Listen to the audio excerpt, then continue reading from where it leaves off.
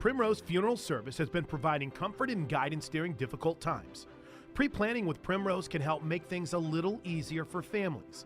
Not only can you pre-plan a funeral, but you can pre-plan your sunset cemetery arrangements, which removes the difficulty of planning for a loss at the same time loved ones are experiencing one. Contact Primrose Funeral Service at 405-321-6000 or visit them online at primrosefuneralservice.com. Live from the Buffalo Wild Wings studios, it's time to get locked into the best Sooner recruiting and football news with Parker Thune and Grayson Singleton. You better lock it up. No, you lock it up. You lock it up. Lock it up.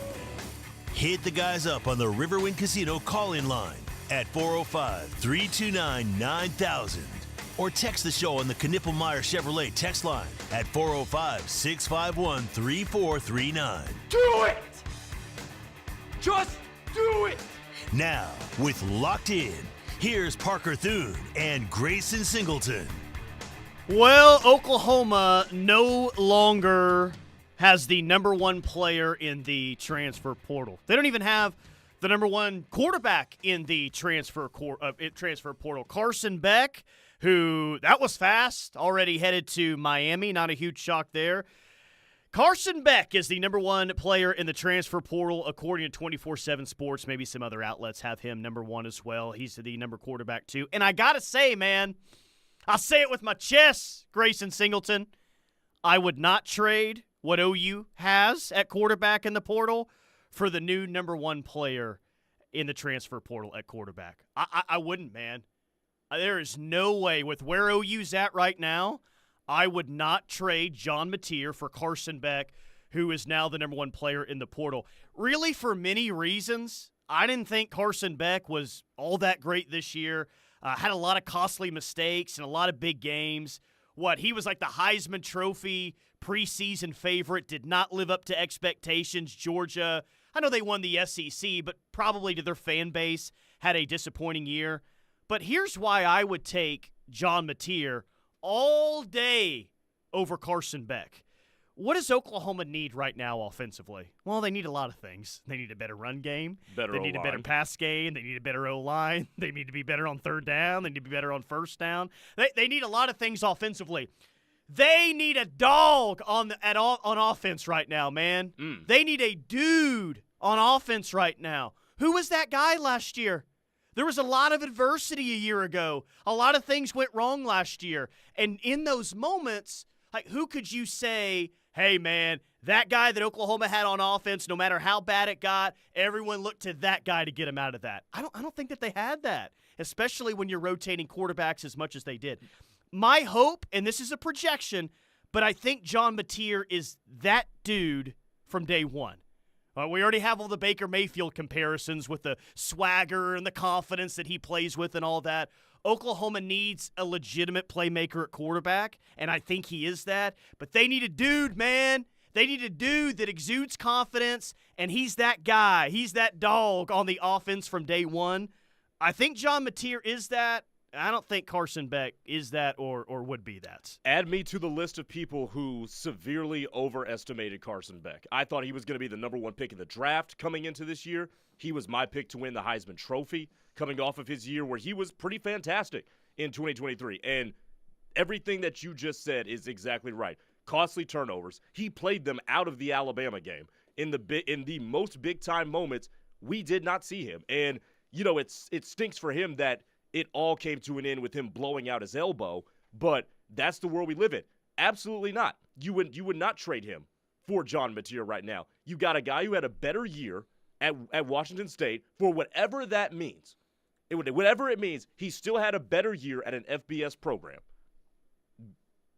Competition aside, not only did you get that guy, you paid him less than what Miami's going to pay him. Yeah, we don't know how much Carson Beck's going to get paid, but we know that it's going to be more than John Mateer. Exactly, and that's not anything, you know, that takes any kind of rocket science. So in this era of team building and roster construction where you have to take that into consideration, how much money you're paying for a commodity, you absolutely would not trade what you've got going on right now. You got a guy that came over with his offensive coordinator. Yep. You're in a really good spot.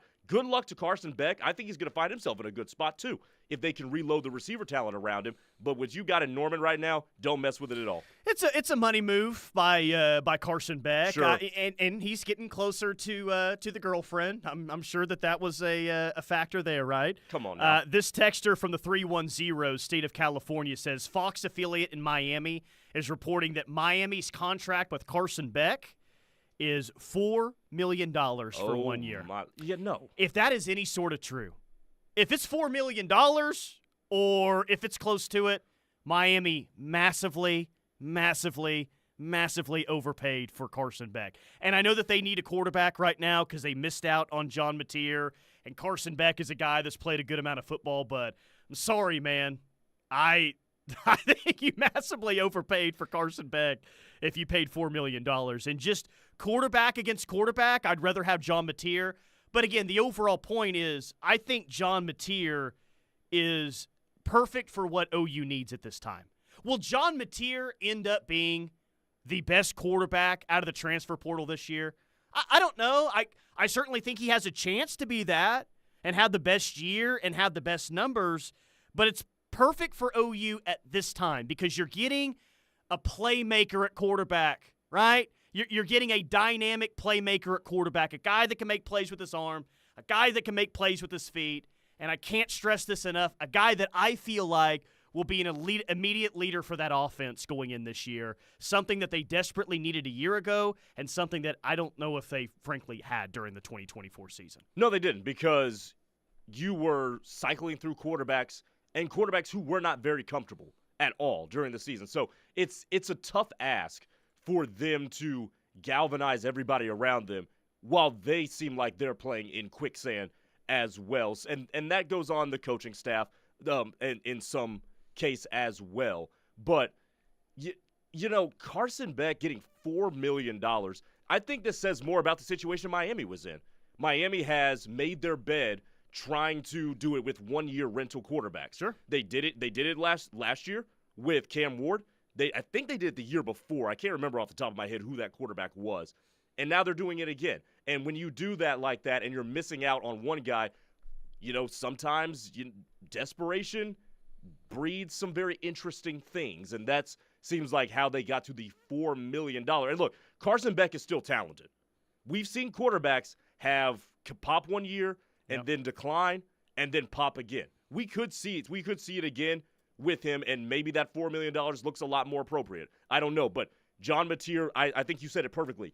For the situation Oklahoma is in right now, John Mateer is perfect for that. And you know, for Miami right now, there's an expectation if they're recruiting you right now. I mean, if they're recruiting you as a high school senior or if they're recruiting you via the transfer portal, especially at quarterback. I don't know how much Miami paid Cam Ward. I wasn't really interested in that whole thing at the time. But I would guess that Cam Ward was making over $1 million last year playing quarterback at Miami. And some other players that they've acquired via the transfer portal, I'm sure that there's certainly some examples where Miami, in some cases, probably overpaid for those players and are getting them a lot of money. So the moment that Miami approached Carson Beck, or that Carson Beck approached Miami, or however it went down, because clearly all of this was decided before yesterday. Oh, hey, by the way, he's expected to enter in the portal. Oh, he's doing it with the no-contact tag. This was decided long before yesterday that Carson Beck was going to Miami. But with the school like Miami, there's an expectation that you're going to get paid, man. You're going to get paid. Grayson, I bet for a big-name transfer portal player, there's not a whole lot of examples where Miami feels like, hey, you know what? We got off pretty cheap on that deal. I've probably more times than not, you know, you look at what Miami pays and you're like, dang, they paid how much for that guy? Seriously? You know, if you have the money, spend it.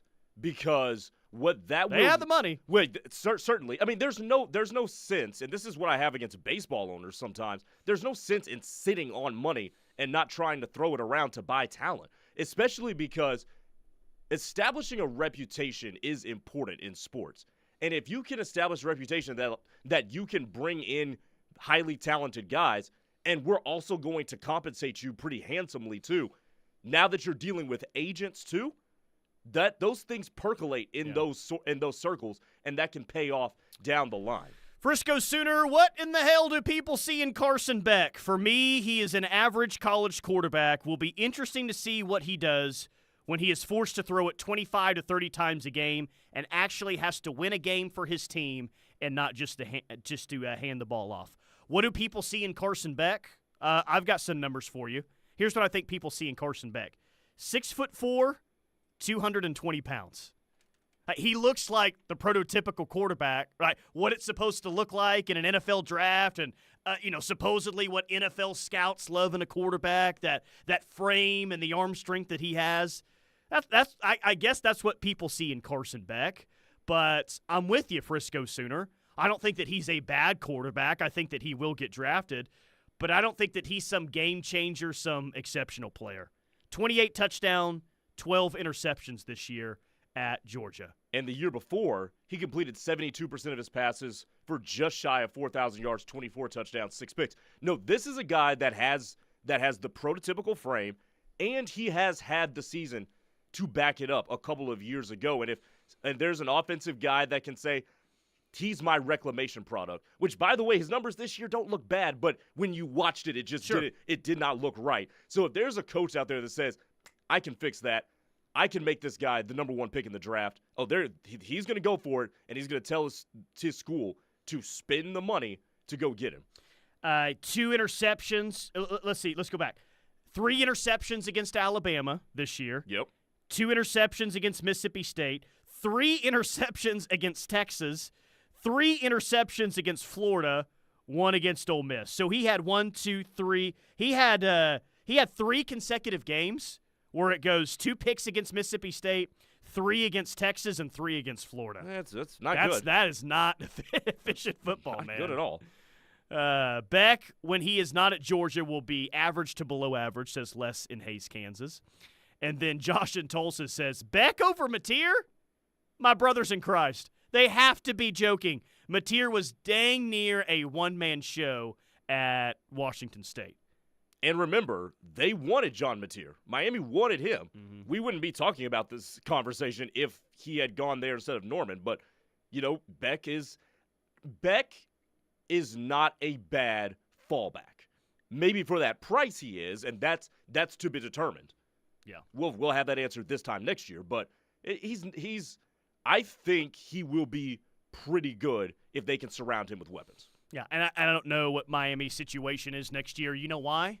Because I don't watch Miami football anymore. Congratulations, Carson Beck. You're going to the Miami Hurricanes. And not that you should care about this. You should probably care about the $4 million you got next year. But Carson Beck's going to Miami. It's one of the bigger names that have been in the transfer portal. And I might watch him 2 times next year. Miami is not really on primetime. No. On your TV on Saturday. Not really. And I think a lot of college football fans don't have a lot of interest in watching the ACC right now. So Carson Beck will go to Miami, and I bet a lot of people forget at the midway point of the season next year that Carson Beck is playing at Miami next year. Hawaiian Sooner. Beck is like those hot girl mugshots and dudes saying, I can fix her. Yeah. Yeah. There's an offensive. I can fix. No. I can fix her. I promise. I can fix her. That's what Miami's saying right now. Miami's spending a lot on this project, though. Lot on this project. $4 million, man. That's a steep price for a reclamation project. Blue says, so who gets Ewers, Georgia or Oregon? God, I mean, is Georgia really going to go get Quinn Ewers after seeing him? Like, how could Kirby Smart? Because do you share the same opinion I do about Quinn Ewers? It's almost like Carson Beck. Like, he's not bad. He's all right. He's fine. He's fine, right? Yeah. So you and I have that opinion just watching the games. I wonder what the opinion of Kirby Smart is after going head-to-head against Quinn Ewers a couple of times and faring very, very well against him, by the way. Exactly. You know? And they really put it to him when they faced him the first time this year. Here's the thing about Quinn, though. His second half against Arizona State was really, really good. If he turns in a marquee performance tonight against Ohio State, God forbid they win the national championship over Notre Dame, Quinn Ewers is not going to Georgia or Oregon. Quinn Ewers is going to the draft because this is a weak quarterback draft. Jalen Milroe did not play very well. He played himself out of it. Carson Beck played himself out of the draft. Quinn Ewers, with a performance like that, would solidify him as the third best quarterback in the draft. But maybe in the eyes of some, could jump Cam Ward or Shedeur Sanders. So I think there's still a little bit left to be determined with Quinn's future. So this could easily be the final game of the year for Texas, and what you're saying is this, and I agree with it this way. Quinn Ewers will play for Texas tonight against Ohio State. But the next time after tonight that Texas plays Ohio State, which will be in the shoe week 1 next year, Arch Manning will be playing against Ohio State, or at least starting against Ohio State. I would put a healthy amount of money that is the case. Minnesota Sooner Quinn Ewers back to Ohio State. Heard he's flying back with the Buckeyes after the Cotton Bowl. Hey, regardless of what he does, and you and I kind of share the same opinion on him, like, he's not bad, but he's above average. He's okay. Right? You can win a lot of games with him, but we don't think that he's special. Just like Carson Beck got overpaid at Miami, I promise you. And I don't know who it is. If he comes back and plays college football, like I think he will, someone's going to overpay for Quinn Ewers, man. He can make a lot of money next year. And we talk about this in the NFL all the time. The next person is the guy who sets the market. So if Beck got 4, you know Quinn's going to want 4.55. Which you talk about a crazy overpay. If the ceiling of Quinn in college is just a fine distributor. Man, you know how we hear it all the time in the NFL. Well, Aaron Rodgers just signed a new deal. He's signed the richest contract in NFL history. Or insert quarterback's name here. Mm-hmm. We're probably going to get to a point like that in college football. You know, like, oh, he just signed the richest ever deal that we know of in college football before. Here he goes on ABC Saturday nights. 405-651-3439. John Mateer, QB1 in the transfer portal in my heart. How about that, right? I don't care what 24/7 Sports or anyone else thinks. All right, a lot of text to get to. We'll get to that. Navy All-American Bowl coming up tomorrow. But I saw something last night, and that Notre Dame Penn State game. What a fun football game that was to watch. But I watched something last night, and once I mention it, I think everyone will remember what I'm talking about, to where I said, man, we need to see more of that at Oklahoma moving forward. It's plays like that we need to see more at OU from this position group moving forward. Tell you who it is coming up next right here on The Ref. Horns Down Apple Pie Liquor is not your grandma's apple pie unless your grandma was a moonshiner with a PhD in flavor. This all-natural, 6-time distilled spirit is sure to light up any party, tailgate, or special occasion. Whether toasting a touchdown or yelling at the umps because Spike was safe, Horns Down Apple Pie is the perfect drink for celebrating the highs and lows of life in Oklahoma. Horns Down celebrates all of you who cheer from the berm, tailgate, on Lindsay Street, and wreak havoc on social media. You can find our red bottle at your local liquor store or search for your closest location at drinkhornsdown.com.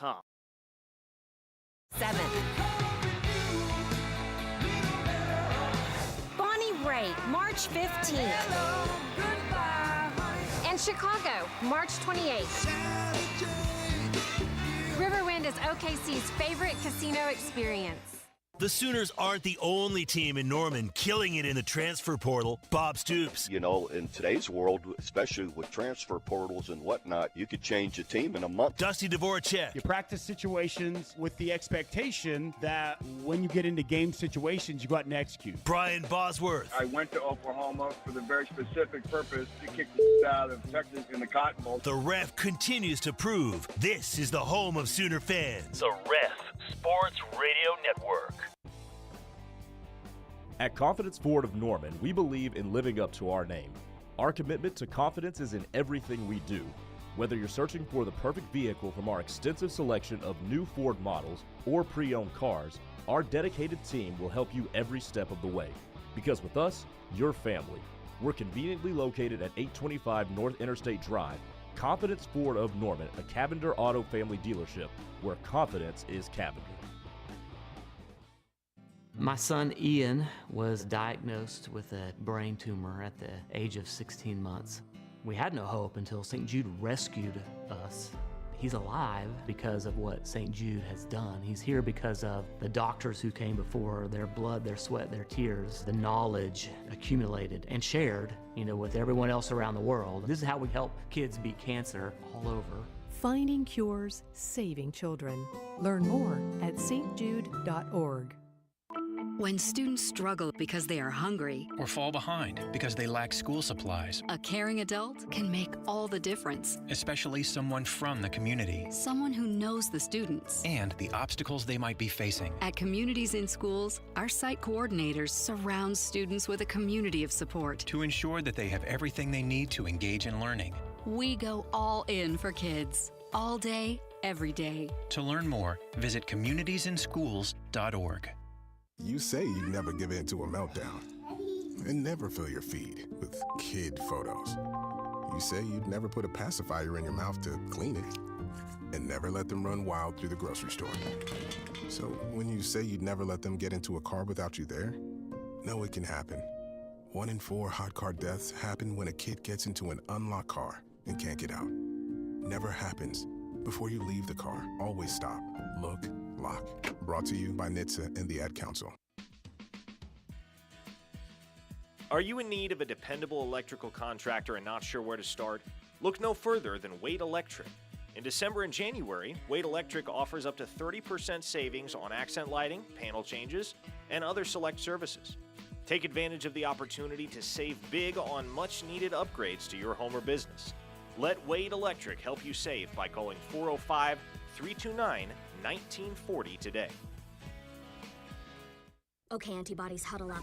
We're a great team, but the flu is dominating. The good news is the human we're protecting just got his flu shots.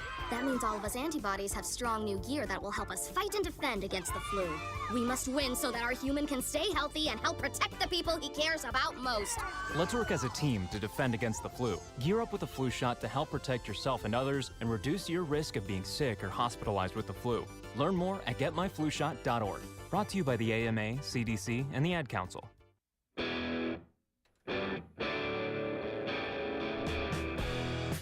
Locked in with McComas and Singleton today. No Parker Thune once again today. He will be back on Monday, so you'll have Parker and Grayson back on Locked In Monday and all of next week, right? You'll be on the show all next week? Yes, that is correct. Right, or I got to step in. A week ago today, I'm like, hey, guys, not doing Locked In anymore. No, I think did it 2 times the following week. I mean, which is fine. I like doing this hour. It's just curious, you know. If I'm back on next week or not. No, I'll be here. Hey, that was a fun game last night, man. Yeah, that it was. In a playoff so far that's kind of been about blowouts up to this point. It was nice to have a game that came down to a field goal with under 10 seconds left. Notre Dame 27, Penn State 24. Surprise, surprise! Penn State loses a big game. Who'd have ever thought that was going to happen, huh? Penn State loses another big game. Just a terrible, and I mean terrible, interception late by Drew Aller. That's rough. But I teased it before the break. There was one individual play that happened in the game, and I said, yes! God, mad respect to that guy. That is what I want to see more out of from a certain OU position group moving forward. And there are a couple of texters. The realist says, Tyler, you want to see more of that jet sweep that Notre Dame ran, right? This texter said, Tyler, you better not be talking about a wildcat with Bauer Sharp. You know, Joe John saw that and was pissed he didn't pull a Levy and run tight end wildcat as the quarterback. Penn State did that last night. It wasn't that play. It was actually a play that netted only 2 yards. It wasn't a 50-yard play or it wasn't a sack. It was a 2-yard play, 14 minutes left in the fourth quarter. Notre Dame is trailing Penn State 17-10. First and goal at the 2-yard line. In the box score, it just says Jeremiah Love run for 2 yards and a touchdown. But if you watched that game last night, you remember that play, and you know that was a lot more than just a 2-yard run. That dude was dead to rights. Multiple Penn State defenders had him stopped. The guy's not even 100% running the football right now.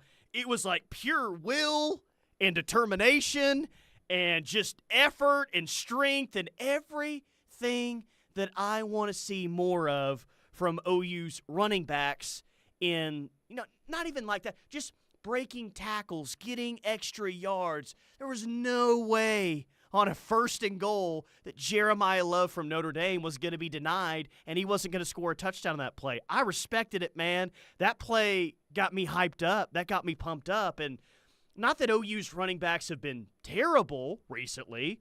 I thought Javonte Barnes was like the MVP for really the majority, if not all, the season last year. Xavier Robinson, clearly one of the big bright spots. But, man, I don't think OU's running backs have done a good enough job recently of running through the trash or breaking tackles or, hey, man, this lane was opened up for you, but you got one-on-one with the backer or you got one-on-one with the safety, and you make that guy miss, and then you really get some serious yards after that. That's not what Jeremiah Love did. Jeremiah Love just put his shoulder down and got 2 yards for a touchdown. But it was one of the more impressive touchdown runs I think I saw the entire year, and it was just the realization of, man, I want to see more of that. Individual great plays by OU's running backs. That's what that was an awesome play last night. Two guys had him in the backfield with Abdul Carter, who's going to be a top 5 pick, swatting at the ball from behind. He ducks out of that. Then he splits 2 other defenders and dives into the end zone. By the way, he's playing, I believe, on a sprained knee. Yeah. That's absolutely insane. But that sort of attitude and what you're hoping translates, or what you're hoping Oklahoma can bring in 2025, that has filtered down to the entire Notre Dame locker room. Their receivers do it.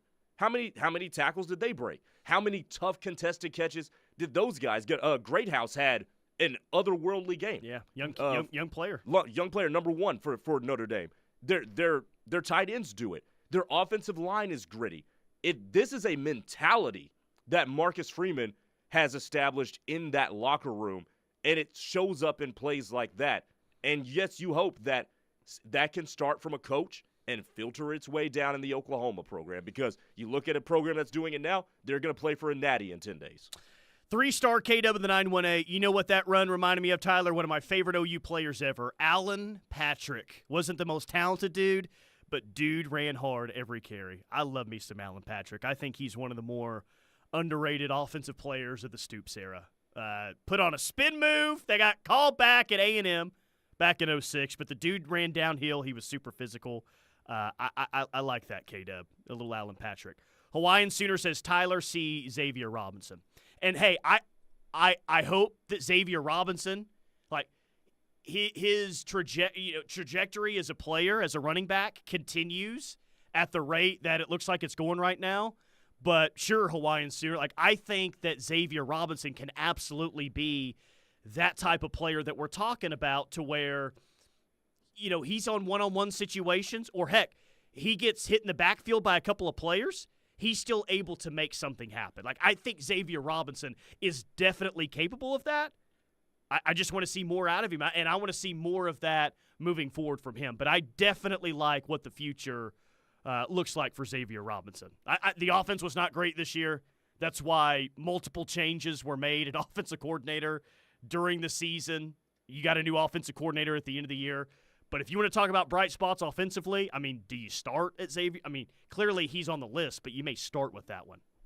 Him or Javonte, I think. And what you're really alluding to, Tyler, is, can you make something when everything has gone to hell?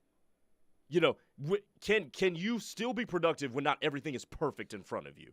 And that oftentimes separates the great teams from the good teams. It's those little plays that could win you some ball games, could have maybe won you a Missouri game, something like that. Those are games that can change a season from a 5-win season to a 9-win season. Yeah, that too, for sure.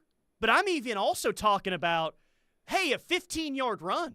Everyone will take a 15-yard run, but there are some guys that will take a 15-yard run, Grayson, because it's there, because it's blocked up that way, or because the defense maybe doesn't fit the run right. And no one really complains about 15-yard gains, but I'm talking about, running through the lane, getting those 15 yards, but instead of being brought down by the first defender that's there, make that guy miss. Yeah. 15 yards is great, but make that guy miss and turn that thing into a touchdown instead. And I think OU's running backs could be a lot better at that, and hopefully they are next year. Greg, hopefully the manifesto guy from Shawnee, OU had one 2 years ago named Walker and ran him off. Tyree Walker. Tawi is headed to Cincinnati, right? He is. That what I happened think so. this week? Yes. Yeah. Sooner Dude says, I'm surprised none of the running backs have transferred. Well, you did have Caleb Hicks transferring to Oklahoma State, but he would be the only one. Give me a whole running back room full of Alan Patrick, says a texter from the 303. I would endorse that 100%. Jason from Miami says the effort and absolute refusal to go down. That's what that was. Mm-hmm. I knew who Jeremiah Love was going into last night's game. I'm a fan of Jeremiah Love after that play, man. That was awesome. Awesome. That's why Gavin Sawchuk needs to quit getting carries, says a texture from the 405. Goes down way too easy. Robinson will run through tackles, so would Tawi Walker, but we didn't give him a scholarship. So the whole Tawi Walker situation has not been forgotten around here. No, it is not. A texter in the 405, wouldn't you love to have one of those tight ends? Oh, hey, I'm not trying to get greedy here, okay? I'm one thing at a time. I'm just trying to assess and bring up one position group at a time. But, yes, I got that question more than once last night. My buddy David Blaze is basically asking me, or, we're talking about that. Yeah, either one of those tight ends. I mean, any of them. Clearly, Penn State had the best tight end on the field, and that dude's going to be a first-round draft pick. Yes, he will. And you see, too, how much of a weapon it can be if your tight end is your biggest threat and one of the best players on the field. Like Penn State, he's their leading receiver, man. They went to him time in and time out. There was a 4th and 2 last night early in the game, and they just threw a little quick out, just a little screen pass out to him, picks it up easily, moves the stick for a first down. Just throw it out to your tight end there. He'll go get 4 or 5 yards. And Notre Dame knew it too. Tyler Warren was Penn State's entire passing game. They didn't complete a pass to a wide receiver, which is nuts in 2025. There was a play, I think it was either a 3rd down play or they went for it on 4th down, where they snuck him out across the formation and then back up the opposite sideline, and there were 3 guys blanking him the whole time. They knew they were going to him, and throughout the game they still couldn't stop him. Boy would he be an asset with Oklahoma. Again, I'm not getting greedy here, okay? I'm just one thing at a time, all right? But, yeah, I would love for OU to get back to having a big-time tight end like we saw last night. That was actually fun to watch. Sooner Dude says, yeah, y'all are right. I meant anyone else, Franklin and maybe Barnes, as much as he's hurt. Oh, yeah. Yeah, you meant anyone else outside of Caleb Hicks. I got you, Sooner Dude. Both of those teams last night looked 10 times tougher than Oklahoma, said a texter from the 918s. Yeah, I mean, is that an indictment or is that a statement about the entire team that they're trying to say maybe? I still think the OU defense was good this year. Yes. And given a much different situation on offense, the numbers would have even looked a lot better. And the offense didn't have an established identity either. Mm-hmm. A lot of that comes from that, too. 2-star Shark, does Marcus Dupree have any eligibility remaining? Let's ask him. Let's ask Marcus Dupree. Maybe he does. Maybe he still has some eligibility. Maybe Marcus, just get him. Grayson's on the phone right now. Got Marcus's number. Maybe he's down there in Mississippi right now. But if Marcus get him a month or 2 to get back in shape, oh, yeah. He sent me a voicemail. The best that never was, if you've never seen that 30 for 30. Fantastic. Ooh, that's one of the few that I haven't. Yeah, you need to check out the best that never was. Okay. It's really good, man. Really, really good. Border Sooner says maybe Ryan Day will want DeMarco again this year, and BV can tell him that we will trade DeMarco for Jim Knowles and even throw in a coach to be named later, JJF. 580, both of those teams could cover way better than OU, a texture from Tonkawa. That interception late, man. Like, we're talking today about why would Drew Aller throw that football across his body? That's a hell of a play. Oh, my gosh. To come up with that pick? Yeah, man. It was a great play. Great play. Denver from Indiana says, I bet AP has a few carries left. I hope you're talking about Alan Patrick, AP. Because if you're referring to Adrian Peterson, Denver, please text us back and say that you mean Alan Patrick and not Adrian Peterson when you say AP. I'm just trying to protect you. Didn't he like file for bankruptcy or something like last year? Yeah, but then he came out and said that was false. I mean, I don't know. I lost track of that story, but best of luck to AD. one of the greatest here of all time. We need another Jermaine Gresham, says Dr. H. Yep. Wouldn't that be fun? Yep. But back to our discussion about quarterbacks, man. Hope John Mateer is the guy that we're all hoping that he is, or what we think that he is. Like, if you got a dude at quarterback, got a chance, man. If you got a dude at quarterback and you've got a good defense, I don't think that necessarily guarantees you a national championship, or it doesn't even necessarily guarantee you a college football playoff berth for this team next year. But OU will be okay if they're special at quarterback next year and they're as good on defense as I think that they could be with what's returning and what is coming in. Because think back in OU history. Like, to my knowledge, OU has never been bad when the quarterback's been legit. I mean, every time the quarterback's been legit, OU's been legit and has won a lot of football games. And in recent years, they've won a lot of football games with subpar defenses, but a legit quarterback. It's true, man. One of these days, they'll get both on the field at Right. the same time, and it's going to be great. In case you didn't hear, Carson Beck heading to Miami. Wouldn't say that's a huge surprise. There is a little scuttlebutt out there, some rumors. And one Ole Miss site is saying that, yeah, we can confirm this rumor. Jackson Dart is exploring possibilities, looking to return to Ole Miss next season. Remember when Lane Kiffin joked about that after that bowl game? Yeah, he did.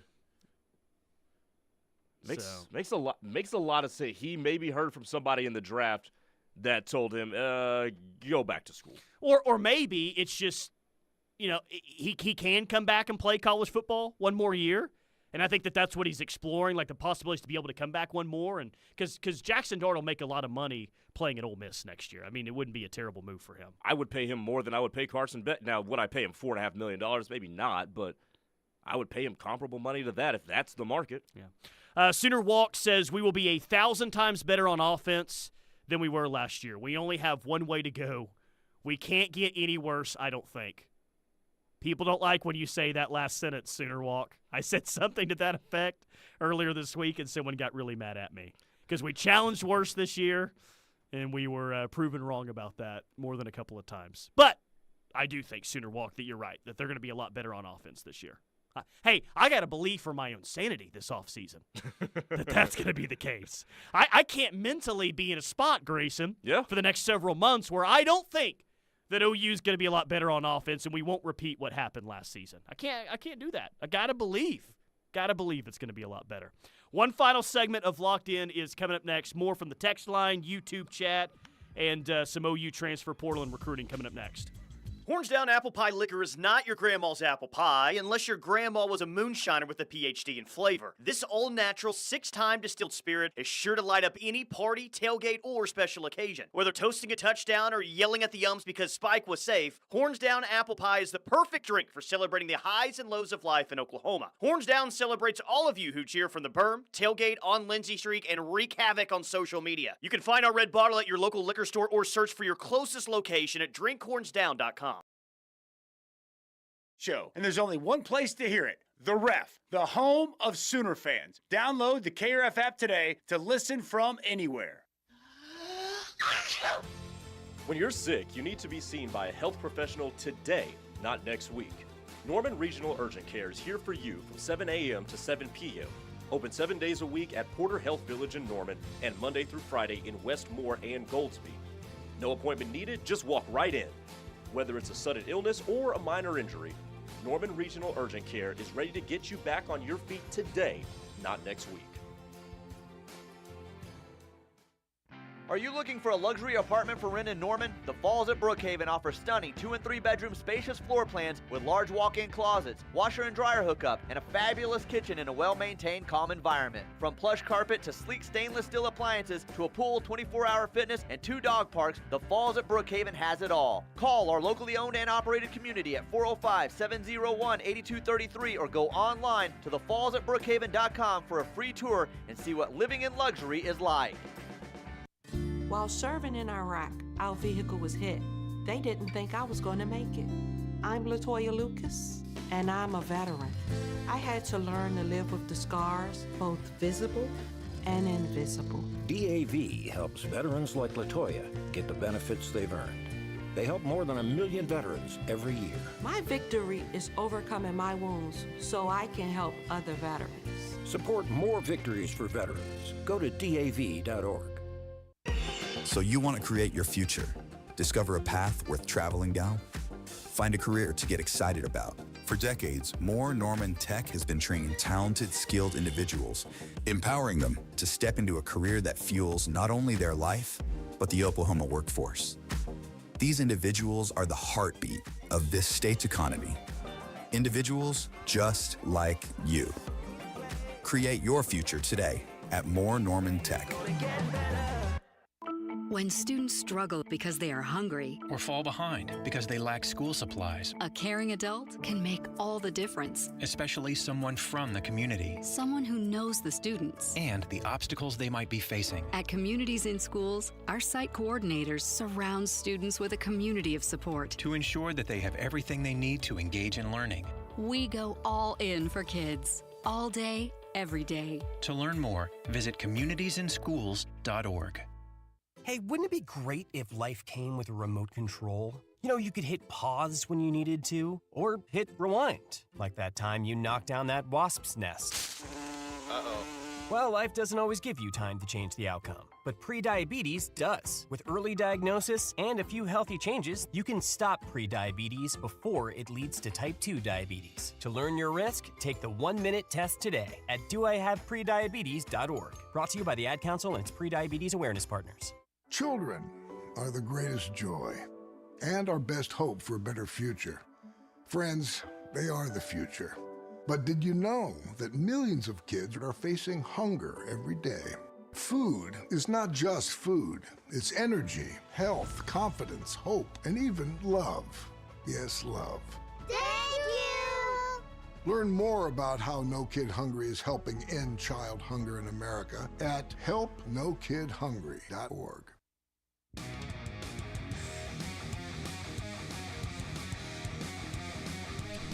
Dorsey Jones Buick GMC in El Reno, bringing this hour of Locked In with McComas and Thune. Dorsey Jones is family owned and operated. Established in 2020, but many of our employees have been there for more than 20 years. They sell Buicks and GMCs, which are some of the best trucks and SUVs on the road. Dorsey Jones Buick GMC in El Reno. What's going on the YouTube live chat right now? Steve Rollo says Mateer, greater sign, Beck, all day long. Mr. Sooner 2001 just says tampering. Gets talking about, maybe it was tampering. Maybe Carson Beck reached out to Miami. Maybe one of the Cavendish sisters that he's dating got everything like, hey, my boyfriend's looking for somewhere to play next year. You guys interested? You know she had something to do with this. I think the Miami women's basketball account, I think they tweeted out the eyeball emojis earlier today. Did they really? I think it was the eyeball emojis is what they put out. Oh, boy. Addison Glenn, aloha. Aloha, Addison. What's going on? Keaton says Kennedy Brooks is such an underrated running back in OU history. True. I can agree with that, yeah. If he comes back for that last year of eligibility, he probably sets the OU all-time record for rushing yards. Yeah. Samaje Perine has that now, and he set that in 3 years. Not bad. Beck has actually played decent defenses. Mateer is an unknown, says Speedsy.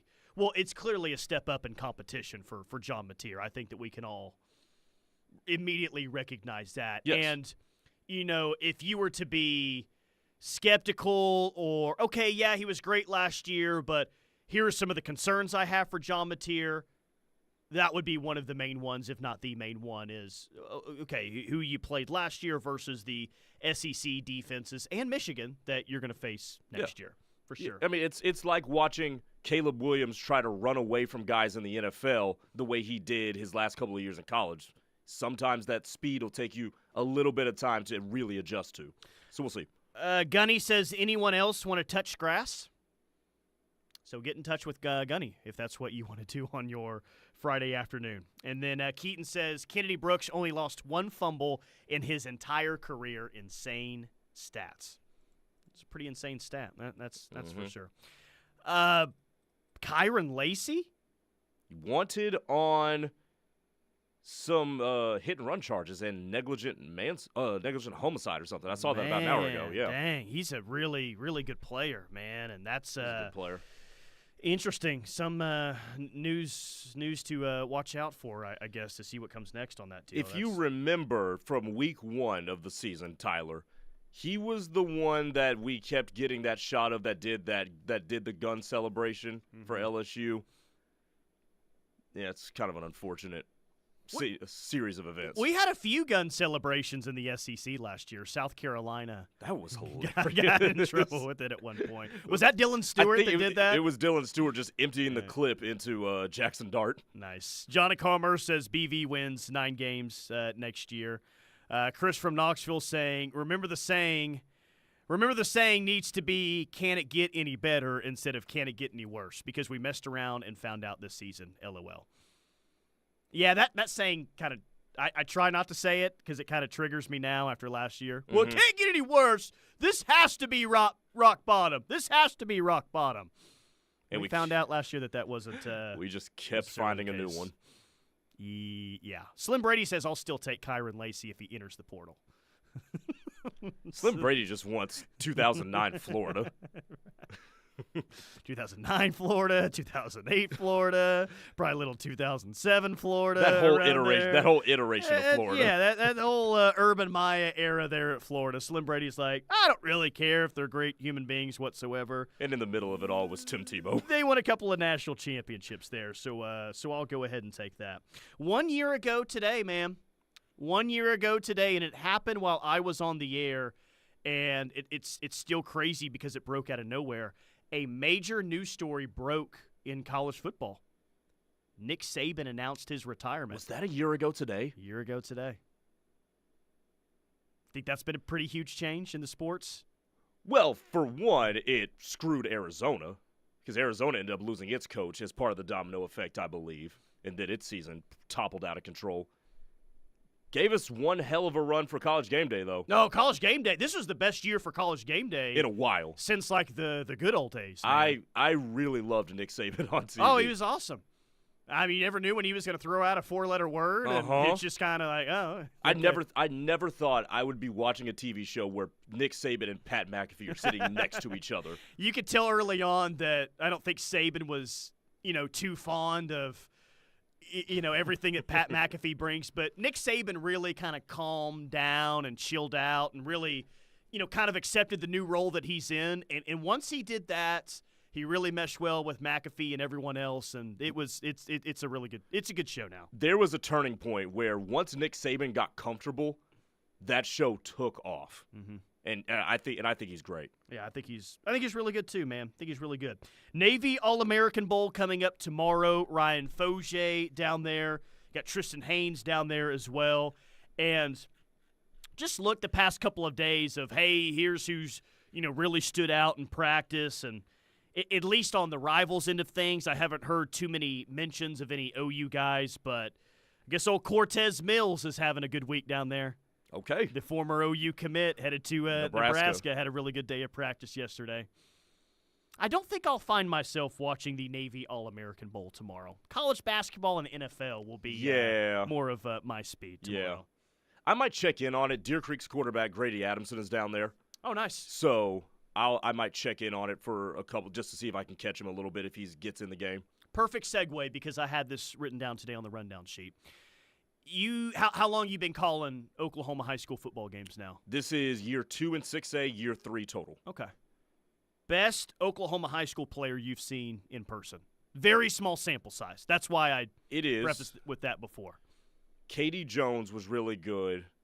The defensive end for Jinx that OU got in late and went to USC was, I can't remember his name off the top of my head. He was really good. Jamarian Ficklin was really good. You can only pick one. This can't be a thing where you list 5 or 6 names here, right? Can't be political here. I know. Jaden Nickens. Jaden Nickens. I was doing 2A. I was doing radio for Perry High School the year before I came here. So I would go with him slightly over. I'll throw you another name from Muskogee too. Caden McGee that ended up at UNLV. Those would be my top 2. So Jaden Nickens is number 1. Yes. Okay, we just had to pick one. Yes, Jaden Nickens. Football and basketball at Kansas, correct? That's Yes. where he's ended up? Yeah, Mhm. good for him. Me, I'm a little bit older than you. I've lived here a little bit longer than you have, and I lived in Chickasha. Chickasha had some really good teams back in the late 90s, early 2000s. Jermaine Gresham out of Ardmore, Oklahoma, the best Oklahoma high school football player I've ever seen in person.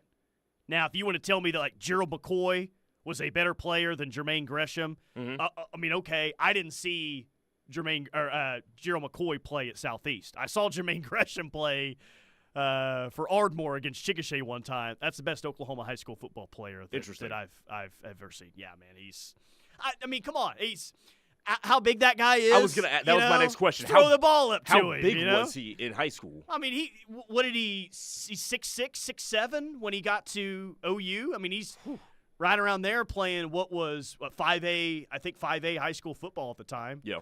And he wasn't good just because he towered over everyone else. Jermaine Gresham was good because, well, Jermaine Gresham was freakishly athletic and also really tall as well. Yeah. Couldn't stop that man. Could not stop that man. 405 Taylor says, Andy Bass was an absolute alien to watch. All time for me here was seeing Sterling Shepard. Oh, I bet Shep was awesome to watch at Heritage Hall, just running around all over the place. I would have loved to see him. He played at the same time as Barry Sanders Jr. at Heritage Hall. Yeah. Who would eventually go to Stanford and then transfer to Oklahoma State at the tail end of his career. So, yeah. Slim Brady says that considering that Florida Natty is the only one I actually remember, I'll take Hernandez Ghost at tight end. Got to be more of an impact than Bauer Sharp. Man. I knew we were desperate for a title, but wow, yeah, we're going there today. Jason Gilden out of Altus played tight end also, says Blue Sooner. Troy Aikman from Henrietta played Catoosa in '82, says Guy from Parts Unknown.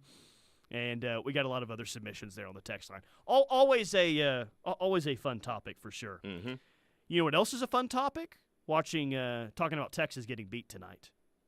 God, I hope Texas gets beat tonight. I think they will get beat tonight. I'm looking over here at ESPN. Sam Macho has, well, no surprise there. Sam Macho has Texas winning, but everybody else on this College Football Live panel had Ohio State winning. Oh, I heard a Paul Feinbaum interview on a Columbus, Ohio radio station today.